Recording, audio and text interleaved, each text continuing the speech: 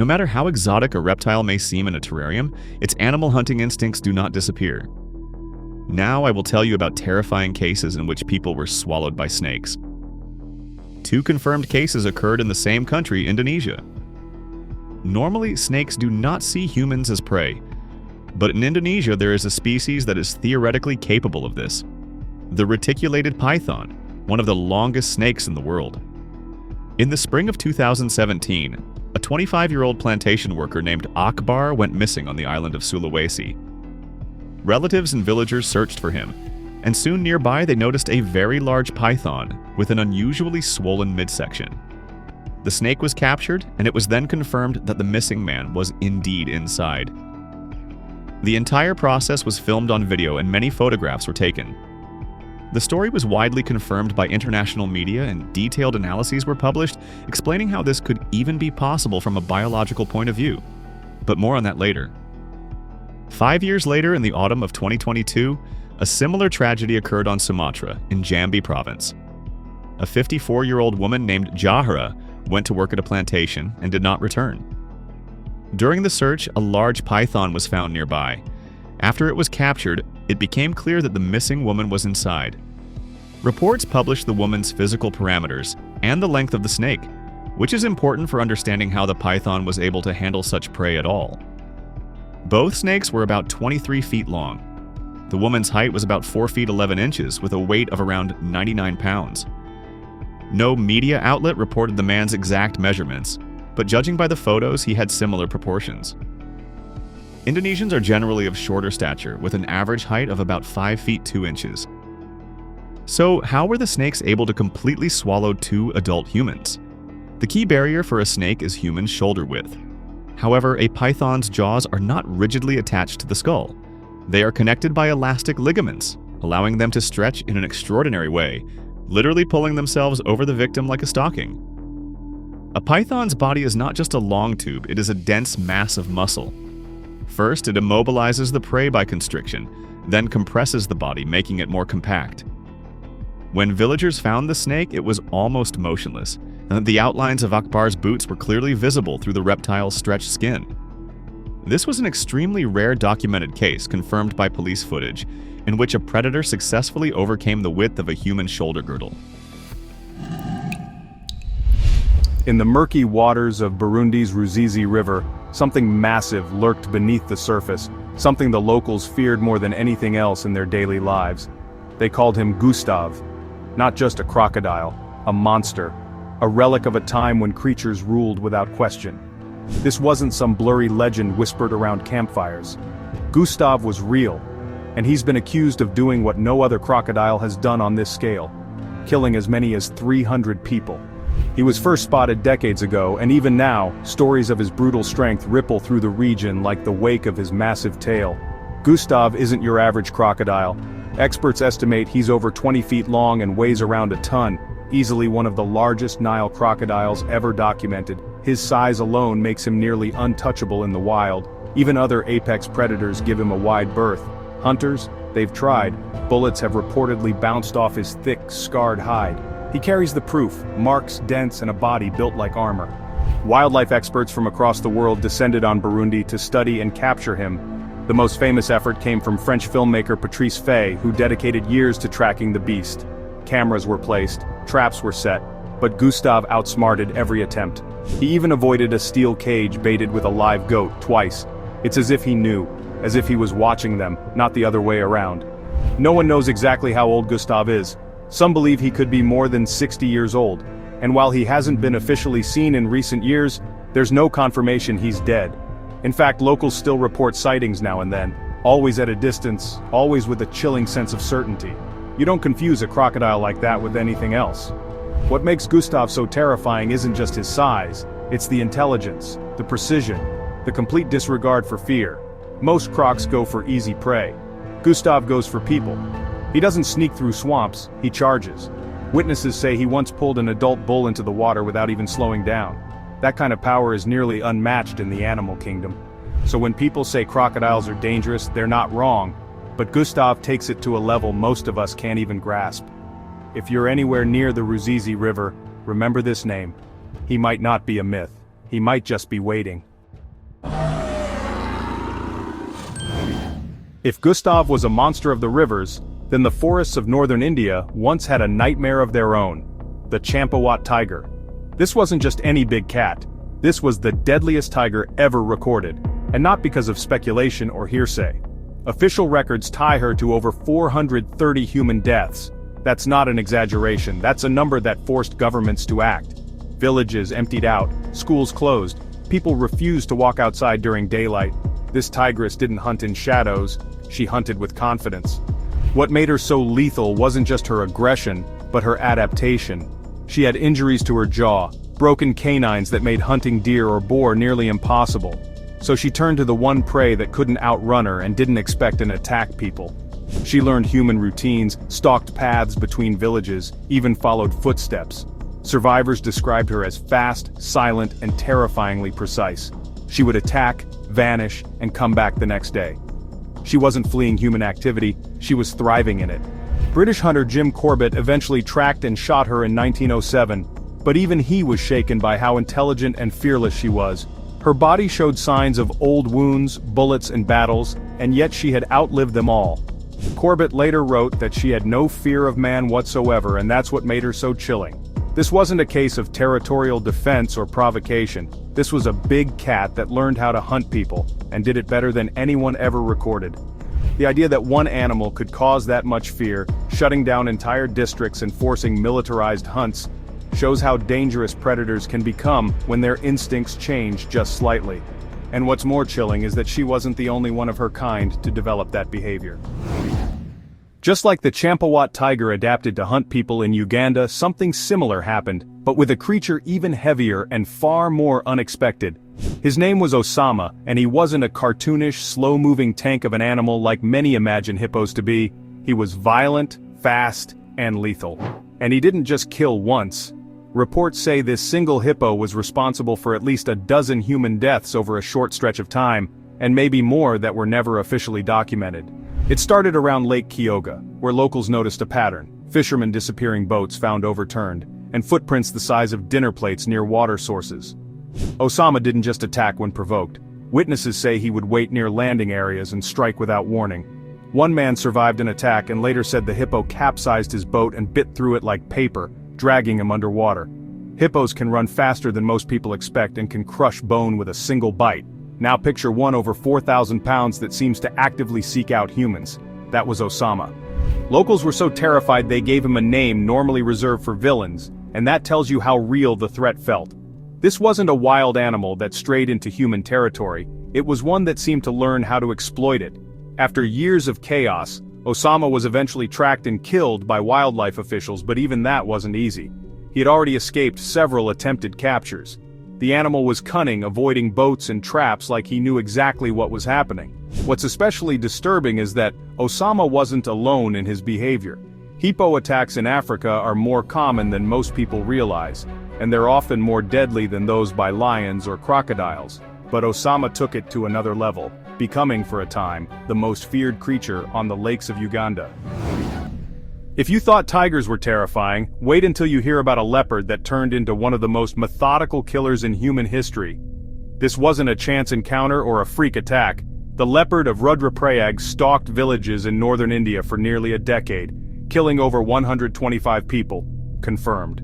That number alone makes it one of the most prolific man-eaters ever documented. But what made this leopard even more frightening wasn't the count, it was how he did it. Most leopards avoid humans, keeping to forests and mountains. Not this one. He adapted to life near villages. He'd strike at night, slipping into homes through windows and dragging people out without a sound. Families would wake up to find someone missing. Doors remained locked, lights were kept on, but nothing stopped him. He learned patterns, avoided traps, and slipped through search teams like smoke. He seemed invisible. Some even believed he was supernatural, a phantom with claws. Jim Corbett, the same man who took down the Champawat tiger, was eventually brought in to track this killer too. It took months. The leopard was elusive, suspicious of any changes to his surroundings, and unafraid of human scent. Even Corbett wrote that this animal was unnervingly intelligent, cautious, and impossible to predict. When he was finally brought down in 1926, it didn't feel like a victory. It felt like surviving something that had no business existing in the first place. And here's the twist. This leopard's killing spree likely began after an outbreak and famine that left many bodies unburied. Scavenging turned into habit, and habit turned into hunting. Once again, a predator learned something new, and hundreds paid the price. It's not the size that matters most. Sometimes, it's the mind behind the claws. From the stealth of leopards to raw, crushing force, now enter Lolong. Captured in the Philippines, this crocodile didn't just break records, he shattered them. Lolong was over 20 feet long and weighed more than 2,300 pounds. When locals first spotted him, they didn't see a legend. They saw an actual monster, dragging livestock and possibly people into the river. There were stories: a water buffalo vanishing, a fisherman who never came home, a child gone in seconds. Nothing confirmed, but enough fear to start a hunt. The operation to capture Lolong was massive. Traps failed. Boats followed him for days. He avoided everything until finally he was cornered and hauled out of the swamp with a team of nearly 100 people. When they finally measured him, jaws dropped. He was the largest saltwater crocodile ever caught alive, and even in chains he looked prehistoric. Scars across his body, teeth the size of fingers, and eyes that didn't blink. Authorities believed he was behind several disappearances, though they never officially found human remains. Still, no one doubted he could have done it. One bite from Lolong could snap a grown man in half. He was moved to an ecotourism park where thousands came to see him, but despite being in captivity, he never lost that wild energy. He rarely ate in public, didn't move much, and always looked like he was waiting for something. Lolong died in 2013, but people still talk about him. Not just because of his size, but because of the possibility. The idea that somewhere out there, other giants like him are still hiding in mangroves and rivers, unseen but always watching. You know, it's easy to forget that killer whales are apex predators when you're watching them do tricks in a theme park. But Tilikum, well, he reminded the world of what they truly are: deadly, intelligent, and unpredictable. Captured off the coast of Iceland in the 1980s, Tilikum became, without a doubt, one of the most notorious marine animals in history. Over the years, he was involved in the deaths of 3 people, including an experienced SeaWorld trainer. This wasn't just a case of misunderstood behavior. This was an orca that had seen too much. Tilikum spent most of his life in captivity, shuffled between tanks, isolated, and used for breeding. Orcas are social animals, you see. They form complex relationships, communicate across miles, and in the wild, they swim up to 100 miles a day. In captivity, however, Tilikum swam in circles, sometimes floating motionless for hours. Trainers said he was intelligent but moody, and well, when things went wrong, they went fatally wrong. The most publicized case, you might recall, happened during a live show when Tilikum grabbed his trainer and refused to let go. It shocked the audience. It shocked the world. Suddenly, the smiling orca was seen as something else entirely, an animal that had been pushed too far for too long. He wasn't rabid or crazed, no, he was calculated. What makes Tilikum's story so unsettling is that orcas are capable of strategy. They hunt seals by creating waves. They tip over ice floes, they teach their young. And in Tilikum's case, he remembered, that's what made him so dangerous. Not just his size, which was massive even by orca standards, but his memory. In 1898, as the British pushed forward with their Grand Railway project in Kenya, they ran into something they didn't expect: 2 lions that completely derailed the operation. These weren't just hungry predators picking off stragglers. The Tsavo man-eaters, 2 massive male lions, began stalking the construction camps and dragging people out of tents at night. They didn't hunt for survival, they hunted relentlessly, reportedly killing dozens of workers, maybe over 100 by some accounts. What made these lions so terrifying wasn't just their aggression, it was their boldness. They weren't afraid of campfires or noise. They ignored barriers, leapt over fences, and learned to evade traps set by experienced hunters.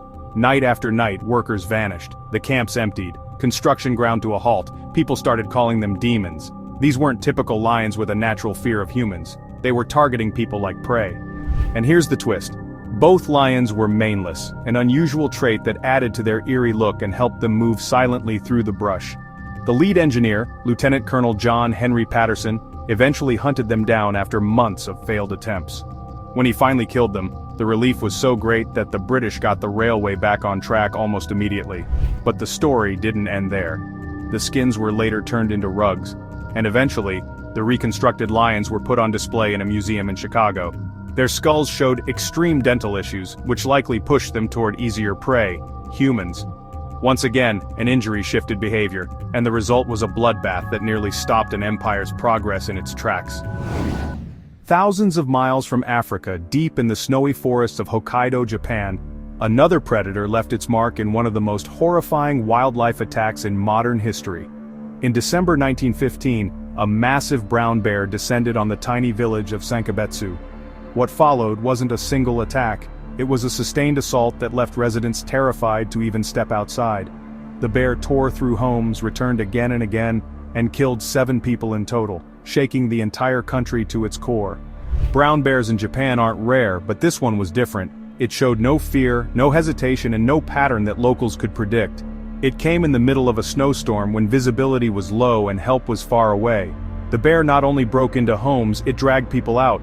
Entire families fled the village in panic. Those who stayed behind armed themselves with whatever they could find, axes, rifles, even boiling water. Search parties were formed, but they kept arriving too late. The bear would vanish into the woods only to return days later, targeting homes where lights had gone out. The animal seemed to understand how to avoid traps and how to catch people when they were most vulnerable. It wasn't a one-time rampage, it was a calculated siege. Eventually, an expert hunter known for tracking rogue bears was called in. He found the animal and shot it after a dangerous encounter in the mountains. The bear's stomach contents included human remains, confirming what villagers feared most: it had developed a taste for people. The Sankabetsu incident led to major changes in how rural communities in Japan dealt with wildlife threats, and it remains a chilling case that's still taught in Japanese schools today. Between 1764 and 1767, the rural province of Gévaudan in southern France lived under the shadow of something no one could fully explain. People called it la bête, the beast. Witnesses said it was larger than a wolf, with reddish fur, black streaks, a long tail, and a strange, almost human-like stare. Over 100 people were killed, often in brutal, sudden attacks that terrified isolated villages. Soldiers were dispatched. Hunters scoured the forest, rewards were posted. Still, the attacks continued. This wasn't a case of one unlucky encounter. The beast kept returning. It stalked shepherds, ambushed farmers, and even charged into groups of armed men. Some who survived said it walked on all fours but moved unnaturally fast. It didn't behave like a typical wolf. Reports poured in from across the region. Some bodies were untouched except for a clean, fatal wound. Some were never found at all. Panic turned into paranoia.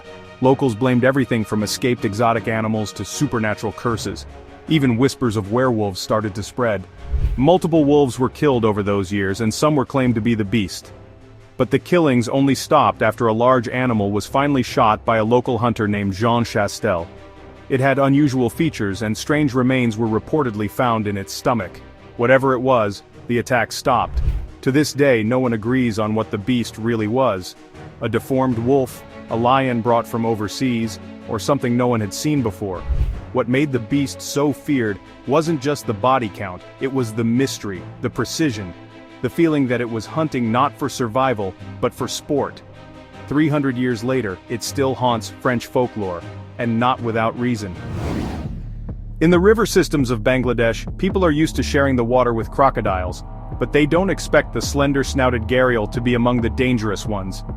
Usually seen as fish-eaters with no real threat to humans, gharials are a rare species that tend to keep to themselves. But in the early 2000s, that calm was shattered by a massive individual some locals called the gavial devourer, and unlike its cousins, this one acted very differently. Stories began to spread from villages along the Brahmaputra and Jamuna rivers, livestock vanishing near the water, fishing boats found overturned, and in a few cases, people disappearing without a trace. What made it even stranger was that the footprints found nearby didn't match those of a saltwater crocodile. They were narrower, likely from a gharial. At first, wildlife experts dismissed the idea. Gharials don't attack people, but eyewitnesses were certain. This wasn't a croc. It was longer, faster, and had a snout like a spear. Eventually, photographs surfaced showing an enormous gharial basking near a commonly used riverside path. It had scars on its back, likely from fishing nets or boat blades, and was estimated to be over 20 feet long. Locals believed it had grown aggressive after repeated run-ins with humans. Wildlife officials launched a search, but by the time they set up cameras and patrols, the animal had vanished. Whether it died, moved upstream, or simply changed behavior again, remains unknown. To this day, the story divides people. Some still insist gharials are harmless. Others swear the devourer was real. But one thing is clear. When even the species considered safe starts changing how it interacts with us, the rules of the wild shift in a big way. In the green hills and villages of Assam, India, elephants are part of daily life. People respect them, often revere them, but that relationship turns deadly when a bull elephant goes rogue. Between 2004 and 2006, one such elephant made headlines across the country for all the wrong reasons. This tuskless bull wasn't just aggressive, it was merciless. By the end of its rampage, over 60 people were dead. It started with isolated incidents, a trampled crop here, a damaged hut there, but soon the attacks escalated. Entire homes were flattened, granaries destroyed, and villagers crushed in their sleep. The elephant began showing up at dusk and returning night after night. Even more chilling, it reportedly avoided towns where security forces were deployed, suggesting a disturbing level of awareness. Unlike most elephants, which might react to provocation or territory loss, this one seemed to act out of sheer rage. Officials tried everything: firecrackers, fences, patrols, but nothing worked. After several failed capture attempts and dozens more lives lost, the government authorized a shoot-to-kill order. In December 2006, the elephant was finally brought down by a team of sharpshooters. The body was examined and confirmed to be the same animal based on old scars and tusk patterns. What caused the rampage? Some say it was years of habitat destruction. Others believe the animal had a history of abuse from logging operations. But whatever sparked it, the result was clear. One of the deadliest animal attacks by an elephant in modern history. And the fear it left behind in Assam hasn't fully faded even now.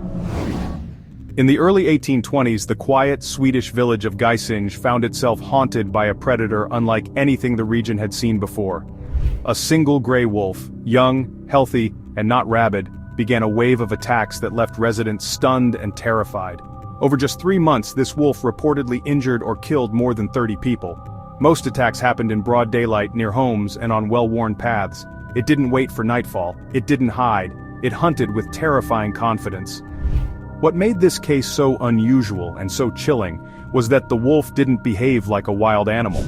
It wasn't driven by starvation or desperation. Some believe it had been raised in captivity and later released, possibly after human mistreatment. If true, that might explain its lack of fear and its clear focus on people as prey. It walked directly toward targets, showed no hesitation, and once it struck, it rarely missed. Efforts to stop the wolf grew more intense with every attack. Entire communities set up watch rotations. Hunters tracked footprints through the snow, but the wolf was clever, always keeping just out of range. Eventually, a group of armed men caught and killed it after a bloody ambush. But by then, the damage had been done. Sweden had never recorded anything like it before or since. The Gysinge wolf remains the deadliest wolf on record in Scandinavia. A reminder that even in cold, quiet forests, danger can come in the form of something as seemingly ordinary as a wolf, but with instincts twisted in the wrong direction. Off the coast of Port Elizabeth, South Africa, something started happening that caught even scientists off guard. A pair of male orcas, dubbed port and starboard for their distinct bent dorsal fins, began preying on great white sharks. Not just chasing them, but eviscerating them with surgical precision. In some cases, only the shark livers were eaten. Organs rich in fat, the rest was left to drift. It was efficient, deliberate, and repeated over and over. As these attacks increased, great white sightings in the area dropped drastically. Entire marine ecosystems shifted. Shark tourism collapsed in nearby towns. But what made the case of port and starboard even more bizarre was the theory that this wasn't random, it was targeted. If orcas can identify, remember, and act on perceived threats with that level of planning, what else are they capable of? Today, port and starboard are still out there, silent, fast, and hunting with intent. Their story closes our list with a chilling thought: the ocean's most intelligent predator might also be the most unpredictable. But not 24 of them hidden inside a single tiny dog. In Thailand, a sea turtle named Omsen stunned the world with what doctors discovered inside her. Omsen, whose name means piggy bank, had been living in a public pond where visitors tossed coins for luck. Over the years, she swallowed them, one by one, until her body became a living vault. By the time veterinarians examined her, she had nearly 11 pounds of coins inside her stomach, 915 individual pieces of money. To understand how heavy that is, picture a bowling ball crammed into the belly of a turtle that was only 25 years old. The X-rays were shocking. You could clearly see a pile of coins stacked together like a treasure chest. For locals, it was heartbreaking to realize that a simple wish had turned into such a burden for the animal. The case grabbed worldwide attention, reminding people of how human habits can end up inside wildlife in the most bizarre ways. The surgeons who operated on Amundsen removed every last coin, from Thai baht to foreign currency tossed in by tourists. It was like opening a pirate's chest, except it had been locked inside a living creature. The story spread across news outlets and social media because it perfectly illustrated how strange and dangerous human objects can be when animals mistake them for food. People often compare it to scenes from adventure movies where heroes find hidden treasure, except this was real life, and the treasure was inside an unsuspecting turtle. Amundsen's case became a powerful example of how even something as small as a coin can turn into a shocking discovery once it ends up where it doesn't belong. Monty wasn't just any python. He was a massive reticulated snake living near a village in Southeast Asia, and what was found inside him left everyone speechless. After local farmers noticed livestock disappearing, they eventually tracked Monty down and captured him. What they discovered inside wasn't a goat or a wild animal, but something far more unexpected: a full-sized bath towel. The entire thing had been swallowed whole and was still folded, compressed tightly inside his coils like a giant sponge sealed in shrink wrap. When vets examined the X-ray, even they had to take a second look. It looked like something out of a bizarre comedy skit, and with a name like Monty, the comparisons to Monty Python practically wrote themselves. The absurdity of it made headlines, not just because of what the snake ate, but because of how calm and undisturbed he appeared. No signs of distress, just a very full belly and a confused expression. Pythons are built to swallow prey much larger than their heads, but they hunt using heat and scent, which means they'll sometimes strike at warm, soft things that don't exactly qualify as food. In this case, a carelessly discarded towel became the meal of the month. Monty's story is a strange blend of raw nature and everyday human clutter, rolled into one unforgettable X-ray. It's not every day you see a snake turn into a walking laundry basket, but Monty made sure his name would live far beyond the jungle. Masi was a playful puppy from the UK who made headlines for a reason no one saw coming. One day, her owners noticed she was whining strangely and refusing food. A quick trip to the vet turned into a full-blown emergency when the X-ray lit up with a clear, unmistakable shape: a knife. Not a toy version, a real, sharp 8-inch kitchen knife, blade and all, resting inside her stomach like it belonged there. The image was so jaw-dropping it looked fake at first, like a Photoshop prank. But it was very real, and Macy had somehow swallowed the entire thing without a scratch on her throat or mouth. The vet team couldn't believe their eyes. Even experienced surgeons said they had never seen anything like it. The knife had gone down handle first, which may have saved her life, but it still posed a massive risk. It was resting dangerously close to her organs. The operation had to be done carefully and quickly. In the end, the blade was removed in one piece. The fact that Macy had walked into the clinic on her own feet, wagging her tail with a deadly object hidden inside her, was one of the most surreal parts of the case. After surgery, she bounced back like nothing happened. Her X-ray became one of the most shared veterinary images online that year. Some compared it to something out of a cartoon, or a scene from a survival movie. But this wasn't fiction. This was a real dog who swallowed a real knife and lived to wag another day. Meet Nandi, a deserted bull roaming near Pune, India, who became a shocking symbol of how plastic waste sneaks into the most unexpected places. When rescuers found him, his stomach was bloated and strained, a telltale sign something was seriously wrong. After surgery, vets discovered nearly 187 pounds of plastic packed inside him. Bags, wrappers, metal bits, nails, screws, even glass mixed in like a toxic salad. That's roughly the weight of an adult person, all crammed into one animal's belly. The plastic had rolled into a dense mass, a sad artifact of years spent eating trash mistaken for food. The surgery took over 2 hours, and as the last chunk came out, so did the disbelief. This isn't just odd, it's a wake-up call. Plastic isn't disappearing, it's ending up where it doesn't belong, inside living creatures. In that same region, vets now perform up to 300 surgeries a year, removing plastic from cows, buffalo, and goats that graze near dump sites. Nandy survived and began recovering, but not all animals are so fortunate. Their health, milk production, even ability to breathe gets wrecked by this invisible threat. Nandy's story hits hard because it's not a weird mystery. It's real life colliding with human neglect. If you've ever seen a heart-stopping nature documentary and thought that can't be real, this brings the surreal into our own streets. Nandy's fate urges us to rethink how we dispose of waste and how easily we can impact animals we hardly notice. You've probably heard of snakes swallowing strange things: shoes, blankets, even light bulbs. But Winston, a pet python from New South Wales, Australia, managed to one-up them all. One evening, his owner used a pair of barbecued tongs to feed him a defrosted rat, the usual reptile dinner. But as Winston struck, he didn't stop at the rat.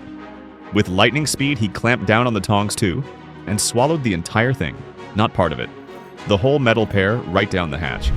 When Winston started acting sluggish and his body swelled unnaturally, his owner rushed him to the vet. What showed up on the X-ray looked straight out of a cartoon. The tongs were clearly visible, every metal curve and hinge pressed against the snake's inner lining. It was both terrifying and incredible. Dr. Oliver Funnell, who handled the surgery, said he had never seen anything quite like it in 20 years of treating reptiles. The tongs were about a foot long, steel, and still clamped shut inside Winston's stomach. The surgery was delicate. Vets carefully opened the python's body and slowly extracted the utensil like pulling a sword from a sheath. The metal hadn't pierced anything vital, which was nothing short of a miracle. Once it was out, Winston was stitched up and monitored for days, but made a full recovery. The X-ray quickly went viral among animal lovers and vet communities. Seeing a python shaped like a hardware store shelf? That's not something you forget. Winston became a poster snake for why feeding reptiles takes more care than people think. One snap, one misjudged angle, and your dinner tongs become lunch. Dock workers off the Indonesian coast were left stunned when a stranded research vessel reported damage from something massive entangling their chains. When authorities investigated, they found the body of a snake estimated to be over 65 feet long, far larger than any known reticulated python. Deep cuts on its flank revealed it had swallowed part of a steel mooring cable. Experts believe the serpent was disturbed during undersea oil activity and surfaced in distress. Tiki was just another black Labrador with a serious sweet tooth for trouble until one day she had her owners and vet staff doing a double take. Her belly was distended, her energy nearly gone, so in she went for surgery. What came out was nothing short of legendary 62 hair ties, 8 pairs of underwear, and 4 rubber bands, all crammed into that one little stomach. Hair ties enough for nearly 7 softball teams. Underwear that would last someone more than a week. Every elastic ring and folded cloth pulled out felt like uncovering the strangest surprise box ever. The surgical team could not stop shaking their heads. Surgeons said they probably saved Tiki's life, but for viewers, it was impossible not to see the absurdity like a dog living as a fashion accessory dumpster. Watching those elastic bands line up in surgeon hands turned into an instant viral hit.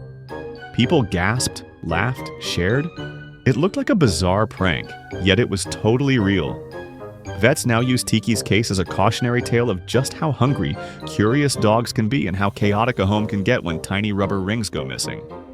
They remind pet owners keep those hair ties locked up. One loose elastic and you might have a Labrador with a closet in her belly. Vet techs compared Tiki's recovery to a sitcom montage, lots of effort, a pile of weird things removed, and then a dog wags her tail like it was just a regular Tuesday. Tiki bounced back fast, tail wagging and zooming around, all that inside stuff gone. When vets saw her energy return, they knew she'd escaped a bizarre fate. It's one of those stories that proves life writes the wildest scripts. A dog, a drawer full of hair ties, a vet surgery, and suddenly you've got content that keeps viewers glued. One of the most surreal discoveries came not from a zoo, a jungle, or a rescue center, but from a quiet farm in Illinois. Locals had nicknamed one of the geese the Holy Goose, and for good reason. It had been part of a small flock, waddling around like any other bird, until its behavior changed. It stopped flying, struggled to eat, and stood in strange, stiff poses. The farmers thought it was sick, maybe something minor. But when vets ran an X-ray, they nearly dropped the screen. Inside this ordinary-looking goose was something glinting bright, a necklace. Not just any necklace, but a small, polished silver cross, still on its delicate chain. How it got there, no one could say. Maybe it had fallen into a feed bin. Maybe someone visiting had lost it years earlier. But the fact remained. This goose had swallowed a full piece of jewelry and carried it inside like some kind of living reliquary. During the operation, the vets removed it gently. The chain somehow still looped in one piece, not tangled or broken. The cross itself looked barely scratched, as if it had been tucked away for safekeeping. Photos of the necklace next to the X-ray made the rounds online, and soon people started calling the bird blessed. The story took off not because it was gruesome or dramatic, but because it was so bizarrely poetic. A cross necklace meant to hang around someone's neck ends up nestled inside a goose. It was the kind of thing that would feel too symbolic to be real if it didn't come with the medical scans to prove it. It felt like something out of a quirky animated movie. The holy goose became a viral sensation for doing absolutely nothing, except swallowing the one object that turned it from a barnyard animal into a walking conversation piece. Okay, this one is going to blow your mind. In Oklahoma, a family's elderly Shar-Pei named Dovey started acting oddly, slowing down at mealtime and, throwing up once in a while. No one expected what the vet X-ray revealed 21 baby pacifiers piled up in her stomach. That's right, a tiny dog with a pacifier hoard fit for a nursery. Vets thought there might be only 7 or 9, but once they got in there, the count nearly tripled. The pacifiers had been disappearing from the house one by one, and Dovey apparently snagged them over time. They removed every single one, no surgery needed. They used a medical scope to fish them out, one by one. Dovey walked out wagging her tail like nothing had happened. The image of a dog with 24 pacifiers inside is ridiculous, surreal, and kind of hilarious, like something from a wild cartoon. But it was real. Experts now warn dogs will eat anything at any time, even baby supplies. The whole thing went viral because it hits that sweet spot, unbelievable but totally true. People couldn't get enough of Dovey the pacifier bandit. It's a story that makes you laugh, gasp, and shake your head, while also reminding everyone why pet proofing matters. This one's classic. Tiny items, big surprise, and a tail wag ending. Brace yourself because this one's next level bizarre. Picture a typical night in Pattaya, Thailand. Davel, a goofy American bulldog, roams the house until the next morning, after scarfing down not 1, not 5, but a whopping 32 rubber ducks. Yes, you heard that right. 32 bright yellow rubber duckies, straight from a box meant to decorate a pool.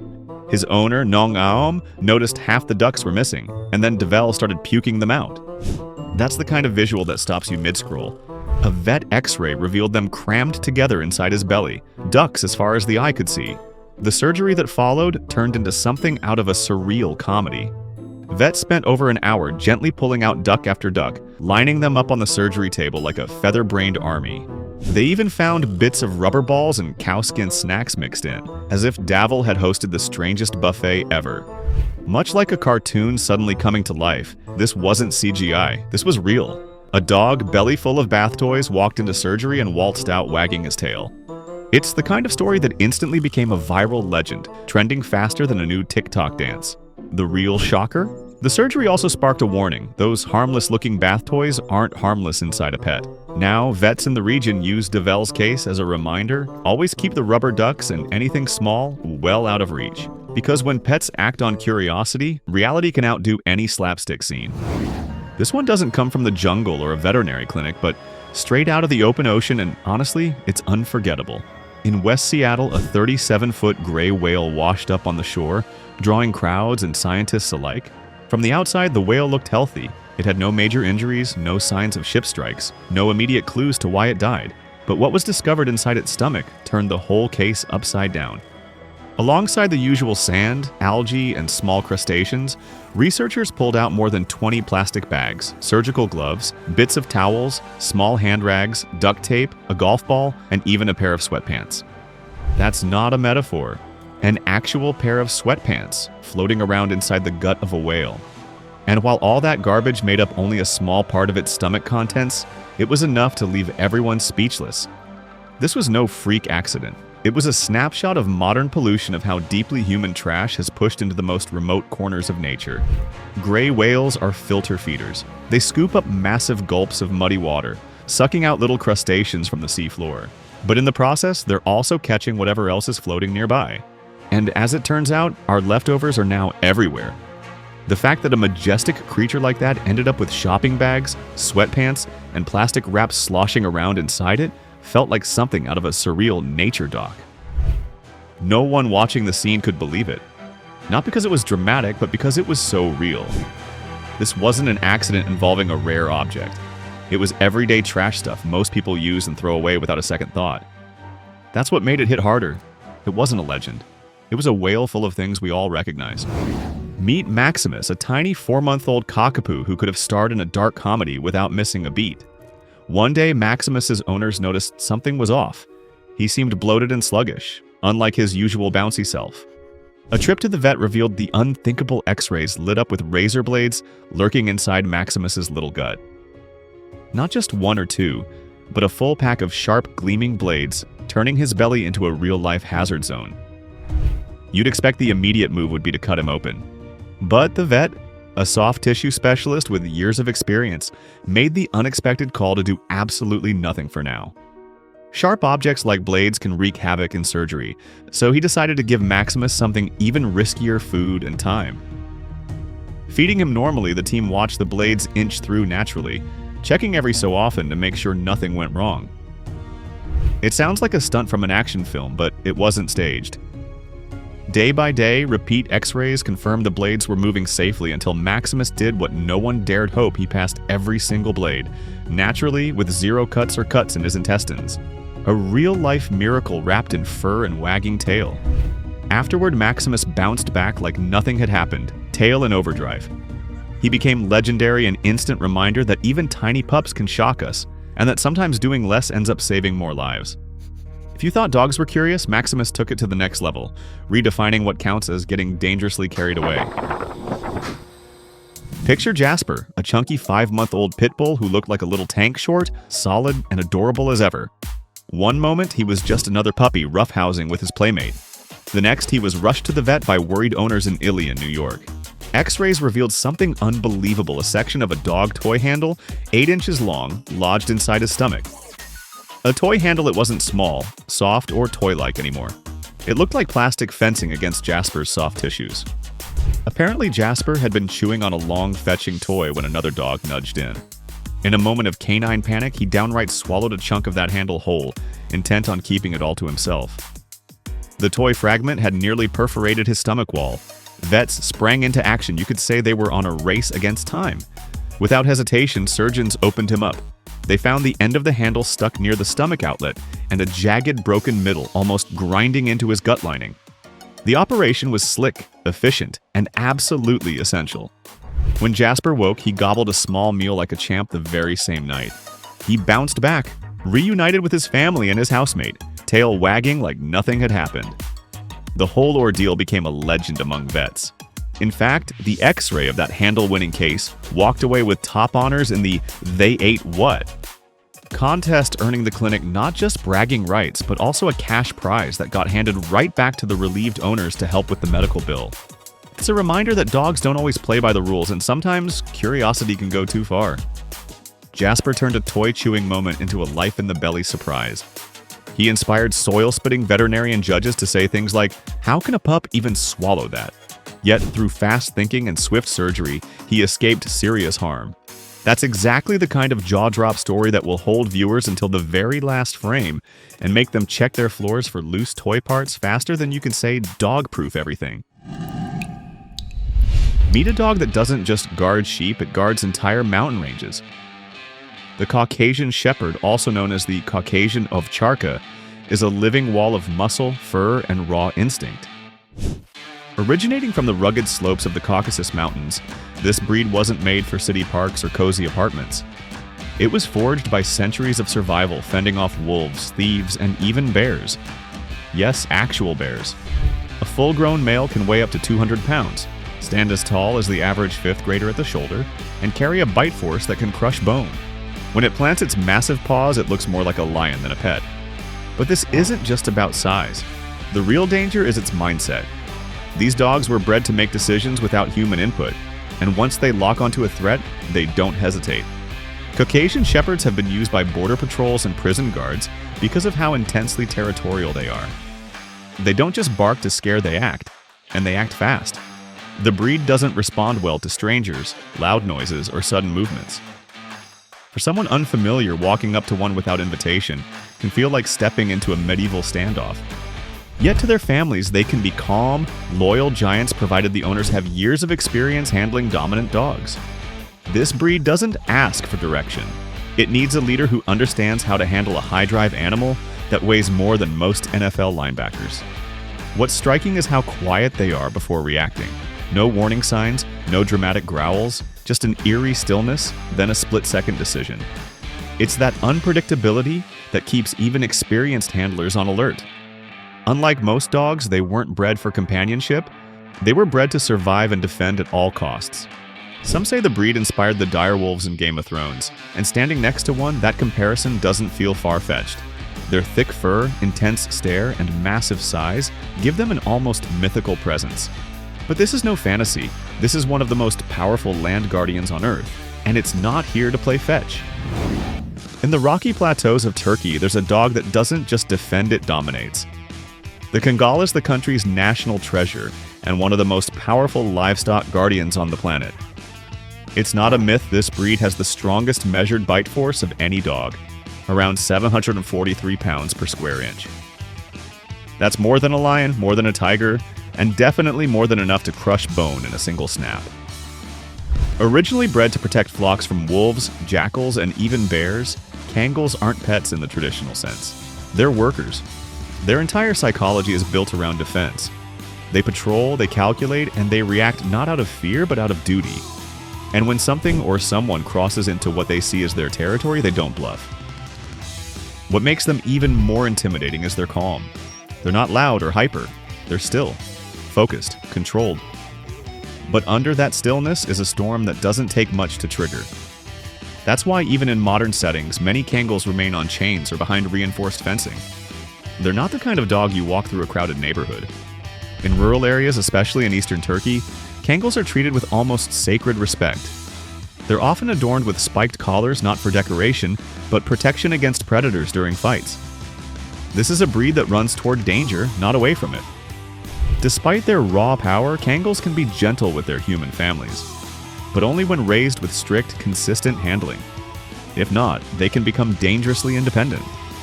That's the paradox, a calm giant that, in a flash, becomes an unstoppable force. Think of them like the medieval knights of the dog world. Strong, disciplined, but lethal if crossed.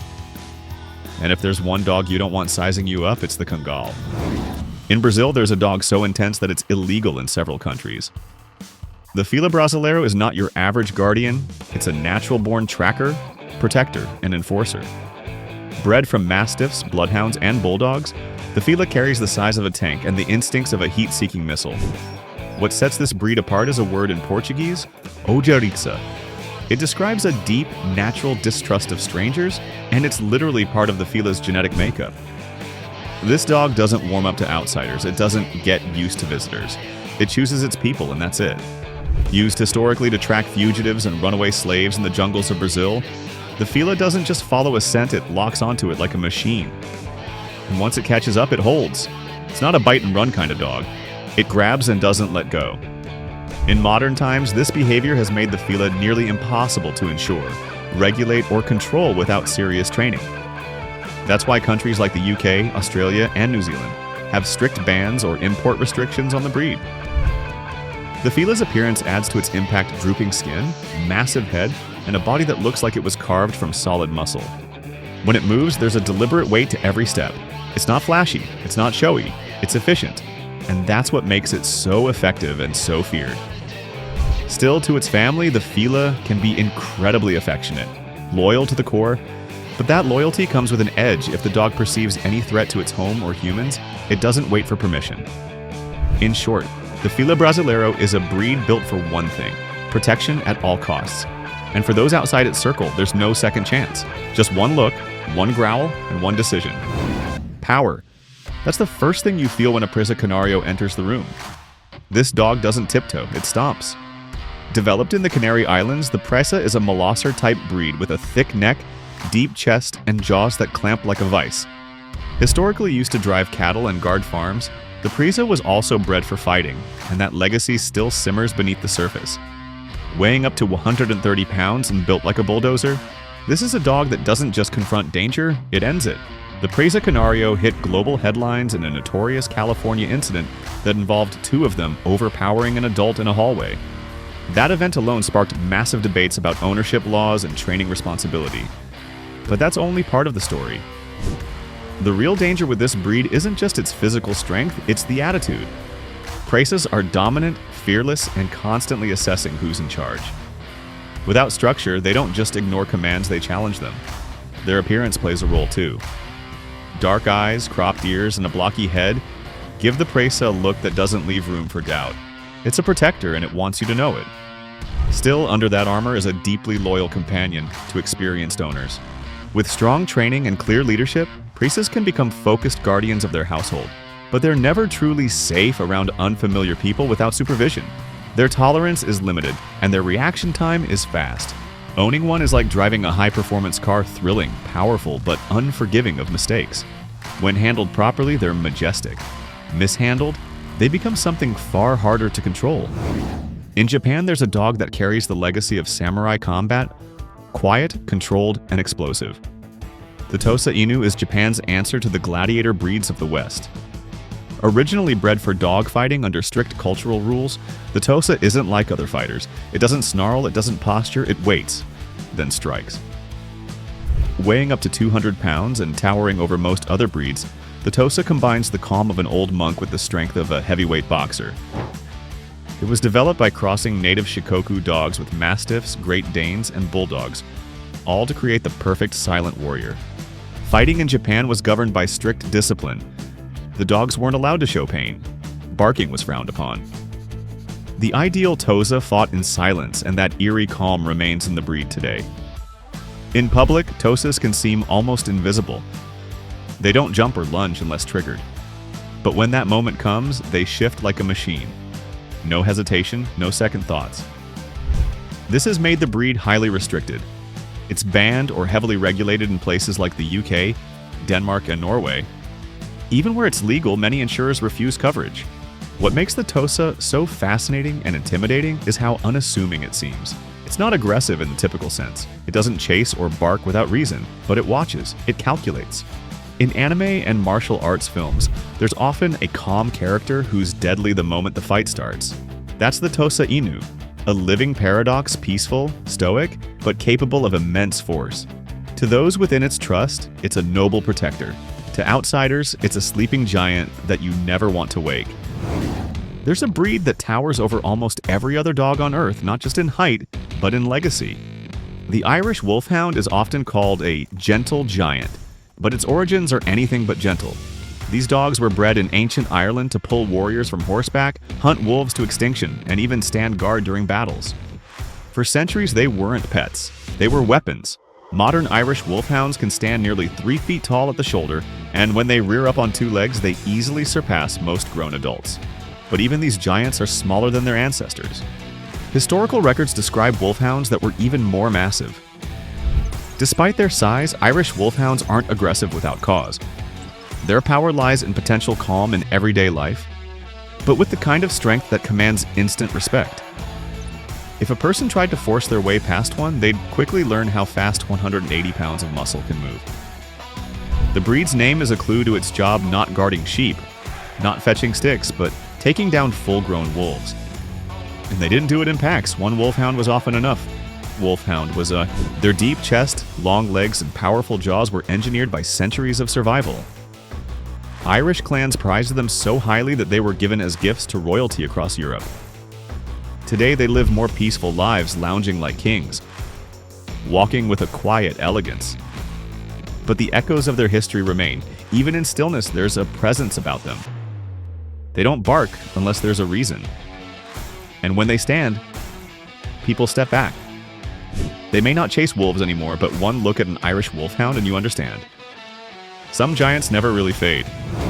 The Rottweiler is a breed that walks a very thin line between fierce loyalty and sudden aggression.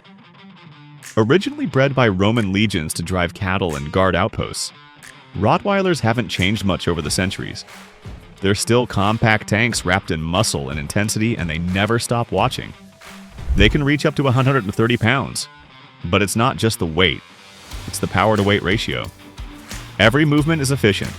No wasted energy. Rottweilers are known for locking onto threats and refusing to back down, even when they're outnumbered. Their wide jaw and incredibly strong neck give them one of the most intimidating bite profiles of any domestic dog. The danger, however, doesn't come from a lack of control, it comes from the confidence. Rottweilers don't bark just to be heard. They bark when they have made a decision, and once that decision is made, it's incredibly hard to stop them. Still, with the right person, a Rottweiler can be one of the most stable and obedient dogs alive. Law enforcement agencies, military units, and private security teams across the world still trust them as working dogs. But that trust has to be earned. A poorly trained or neglected Rottweiler isn't just difficult, it can become unpredictable. One of the most misunderstood things about this breed is its silence. Many people expect a warning growl, a bark, or a sign. Rottweilers don't always give one. They react fast and with precision. That's why experts always recommend early training and constant supervision when the dog is around unfamiliar environments. They're like a coiled spring calm, but loaded with force. And once unleashed, few breeds can match their speed or power. Deep in the windswept valleys of Central Asia, there's a guardian that has watched over herds and homes for thousands of years. The Alabai, or Central Asian Shepherd, is one of the oldest and most enduring breeds in the world. It was protecting livestock back when trade routes were still carved out by hoof and wagon. This isn't just a dog, it's a relic of survival. The Alabai can weigh over 180 pounds and stand shoulder to shoulder with most large mastiffs. Its thick coat, massive head, and raw endurance were all shaped by the brutal terrain of the mountains and deserts it once roamed. Alabais don't just defend, they challenge. They're known to confront wolves, bears, and even full-grown predators without backup. Farmers didn't use fences, they used these dogs. What makes the Alabai different is its deep instinct for territory. It memorizes its environment like a map, and anything new, any sound, smell, or shadow gets flagged instantly. When provoked, the Alabai doesn't flare up, it locks in. Its stare alone is enough to freeze most intruders. Still, to its family, this dog can be gentle and even affectionate, but it must be handled by someone who understands its drive. These dogs aren't hyper. They're still, heavy, watching, and they have no patience for surprises. Today, Alabais are national symbols in countries like Turkmenistan, where they're given military honors and treated with deep respect. Their reputation isn't just about size, it's about presence. The kind that makes people rethink whether they really need to cross a gate. In the age of alarms and cameras, the Alabai remains a living fortress. Sharp, fast, calculated. The Doberman Pinscher is one of the few breeds that looks like it was designed in a lab for high-speed protection. Created in the 19th century by a German tax collector who needed backup on dangerous routes, the Doberman has kept that edge ever since. What sets this breed apart is its combination of speed, power, and intelligence. A Doberman doesn't just chase, it intercepts. With a lean frame, high muscle density, and a brain that never switches off, it's like a four-legged missile with a built-in security system. This is a dog that remembers everything: where you walked, how you sounded, how you moved, and it uses that information to decide what you are, a guest or a threat.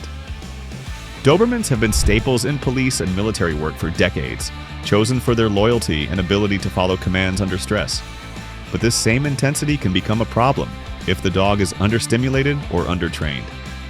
A bored Doberman is a time bomb, always looking for something to do or someone to watch too closely. Their appearance only adds to the image. Narrow muzzle, cropped ears, and a body that moves like a professional athlete. They're elegant but loaded with energy. Fast enough to outrun almost any human. Strong enough to bring one down. To their families, Dobermans are loyal to the end. But they form tight, exclusive bonds, which means anyone outside that circle gets treated with caution. Or worse, suspicion. If there were ever a dog that could double as a bodyguard, it's this one. Smart, sleek, and incredibly hard to fool. Few breeds have stirred as much controversy as pit bull-type dogs. From American Pit Bull Terriers to American Bullies and Staffordshire Terriers, these dogs share a similar look and a heavy reputation. Let's break the noise. Pit bulls were originally bred for bull baiting and farm work. That means strength, grip, and stamina were prioritized from day one. And today, that physical design still lingers: broad chest, low center of gravity, and a jaw that seems to lock when it grips. The numbers show that this group of dogs is involved in a high percentage of serious dog-related incidents in many parts of the world. But here's the nuance. The vast majority of these cases involve poorly trained, abused, or backyard-bred dogs with zero structure. When raised correctly, many pit bulls are loving, goofy, and deeply loyal. They thrive on human contact and love physical play. But even then, their energy and strength demand careful handling. Their unpredictability around other animals, however, is one of the breed's biggest challenges. They may be social with humans, but reactive with dogs. That's why experts rarely recommend them for first-time owners. In some U.S. cities and across several countries, laws have been passed restricting ownership, requiring permits, or banning them outright. And the debate rages on, are they victims of bad PR or too risky in the wrong hands? The truth sits somewhere in the middle. They're not monsters, but they're not for everyone. One mistake in handling and the consequences can be serious. Owning a pit bull-type dog means stepping up with discipline, structure, and constant awareness. Anything less and the breed's strength becomes a liability instead of a gift. Step back into ancient Rome and you'll find a dog walking beside the legions armored, muscular, and fearless. That dog's descendant still walks among us today. The Cane Corso. This breed was built for war, protection, and control. They were the enforcers of the Roman Empire, and they haven't lost that edge. With bodies shaped like granite sculptures and a bite that can challenge even the most powerful breeds, Cane Corsos are serious dogs for serious handlers. Weighing up to 120 pounds and standing tall with a deep, commanding bark, this breed doesn't beg for attention, it demands respect. Everything about a Cane Corso screams confidence, and that's exactly why they're both admired and feared. These dogs are territorial, not just over space, but over people. If someone enters their perimeter without being cleared, they don't just bark, they move, fast and with purpose. Still, they're not wild. When trained early, Cane Corsos can be incredibly obedient. Their intelligence allows them to learn commands quickly, sometimes too quickly. They'll test boundaries, test people, test leadership. Their short coat gives them a sleek look, but don't be fooled under that shine as a relentless, powerful engine. One that doesn't need to show off to prove anything. They just wait and watch. In experienced hands, the Cane Corso is a remarkable guardian and companion. In the wrong hands, it becomes unpredictable and reactive. It's not the kind of dog you figure out as you go. It's a relic of Rome with the attitude of a modern security system, and once it steps forward, it doesn't look back. In the vast farmland estates of South Africa, one breed has stood guard like a living gate for generations, the Boer Bull. Pronounced Boer Bull, this dog was bred not to look intimidating, but to be intimidating. And it doesn't disappoint. With a weight often exceeding 150 pounds and the muscle tone of a prize fighter, this dog doesn't chase threats. It stops them cold. The Boer Bull's roots go back to colonial days, where farmers needed a single dog that could protect the family, control livestock, and take on predators, sometimes even big cats. Unlike other guardian breeds that work in packs, the Boer Bull was expected to handle problems on its own. That independence still defines the breed today. One of the most striking things about this dog is how it moves. It's not clumsy, not bulky, it's fluid. Athletic, almost like a panther with paws the size of a grown man's fist. Boer Bulls have a broad chest, wide skull, and eyes that never stop scanning. When they sense something unfamiliar, they don't bark in panic. They assess, they position, then they act. What makes the Boer Bull particularly intense is its loyalty. Not casual loyalty, exclusive loyalty. These dogs are known to be calm and even gentle with their own families, especially with proper training and early socialization. But for outsiders, especially uninvited ones, there are no second chances. Boer Bulls don't bluff. They block, bark, and if needed, strike. Because of their raw strength and dominant personality, Boer Bulls are restricted or require permits in several countries. And for good reason. They're not meant for apartments or quiet suburban walks. They're estate protectors, and they still carry that mission hardwired into their instincts. This is the kind of dog that patrols the backyard like it owns the land. Because in its mind, it does. It's not aggressive for no reason, but when it perceives a threat, it doesn't hesitate. When you first see a Tibetan Mastiff, you might not even believe it's a dog. With its massive frame, lion-like mane, and fiery stare, it looks like something straight out of folklore and in its homeland. That's exactly what it is. This breed guarded Himalayan villages, Buddhist monasteries, and nomadic camps high above sea level, where survival meant strength, cold resistance, and a no-fear attitude. This dog is colossal. Some males top 160 pounds, and with their thick fur and towering build, they can appear even larger. For centuries, Tibetan Mastiffs were chained during the day and released at night to patrol, alone. They didn't work in packs and they didn't need backup. A Tibetan Mastiff doesn't forget a face or a smell. It treats every newcomer as a potential problem until proven otherwise. And once it decides someone is a threat, there's no barking contest. It goes into defense mode instantly. Despite their intimidating presence, Tibetan Mastiffs have reached a surprising level of fame and price. At the peak of China's luxury dog craze, a red-coated male was reportedly sold for over $1.5 million. That price wasn't just about status, it reflected the breed's rarity, mystique, and raw power. These dogs were once considered symbols of prestige and protection, believed to bring good fortune to their owners. Even now, they're revered in parts of Tibet for their spiritual symbolism and ancient bloodline. But when brought into modern environments, things get complicated. Tibetan Mastiffs are not obedient by nature. They're independent thinkers, more like mountain guardians than household pets. Training one isn't about teaching commands. It's about negotiating with something that thinks it is in charge. That's about it. What is your favorite dog breed? Write in the comments.